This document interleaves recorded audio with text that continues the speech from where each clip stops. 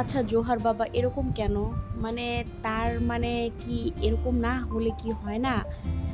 কেন বললাম? এই যে দেখেন জোহার বাবা মানে ক্রিসপি চিকেন এত পছন্দ করে, এত পছন্দ করে মানে সে বাহিরে গেলেই মানে তার এই বিএফসি বা কেএফসি তার লাগবেই। তো আমিও মানে বাসায় সবসময় চেষ্টা করি তাকে মানে বানিয়ে খাওয়ার জন্য যখন সময় পাই। তো এই যে আজকে বিকেলে মানে এটা ভাবলাম যে বৃষ্টি বৃষ্টি ভাব তো এখন ভালোই লাগবে।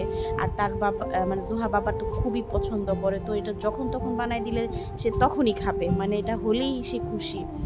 তো এই যে মানে আমি চিকেনের এখানে ৫-৬ টুকরার মতো নিয়েছি। তো নেওয়ার পরে এখানে আমি ভালো মতো ধুয়ে তারপরে এখানে আমি প্রথমে যে লেবুর রস, তারপর সয়া সস, তারপরে হচ্ছে আদা রসুন বাটা, মরিচের গুঁড়ো আর গোলমরিচ, তারপরে আমি যে চিলি সস সেটাও অল্প একটু দিয়েছি স্বাদ মতো।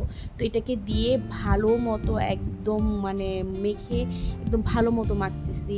আর আমি এই মাংসগুলোকে কিন্তু অনেক ভালো মতো কেচে একদম মানে কাঁটা চামচ তারপর ছুরি দিয়ে ভালো মতো ক্যাঁচা ক্যাঁচা দিয়ে নিয়েছি। তো এই তো ভালো মতো মাখার পরে তো এই যে আমি এখন এই ডিমটা দিয়ে দিলাম। তো এই ডিমটা দিয়ে ভালো মতো মেখে আমি রেস্টে দিয়ে রেখে দিব কয়েক ঘন্টা। এটা কিন্তু একদিন আগেও মেখে রাখলে আরও বেশি ভালো হয়। আর যদিও আমি দুপুরে রান্নার পরেই মেখে রেখেছি, সন্ধ্যার সময় আমি এটা ভাজবো।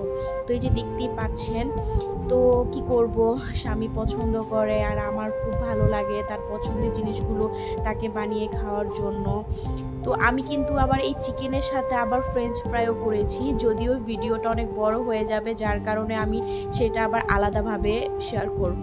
তো এই যে এখানে আমি 1 কাপ আটা নিয়েছি আর 1 কাপ কর্নফ্লাওয়ার নিয়েছি, তারপর মরিচের গুঁড়ো, গোলমরিচের গুঁড়ো আর হচ্ছে লবণ স্বাদ মতো দিয়ে মিক্সড করে নিয়েছি। এই যে এখন আমি মাংসগুলোকে একদম আটার সাথে মানে এই ডোটার সাথে একদম ভালো মতো একদম চেপে চেপে আমি এটাকে চিকেনটাকে লাগাচ্ছি। তো এটা পরে আবার আমি পানিতে ভিজিয়ে রাখবো। ভিজানোর পরে আবার আমি সেটাকে আরেকবার আমি 2 বার করে এটাকে আমি কোট করব, মানে এই আটার সাথে আমি কি করব আমি গুছিয়ে বলতে পারতেছি না, আপনারা বুঝে নিয়েন।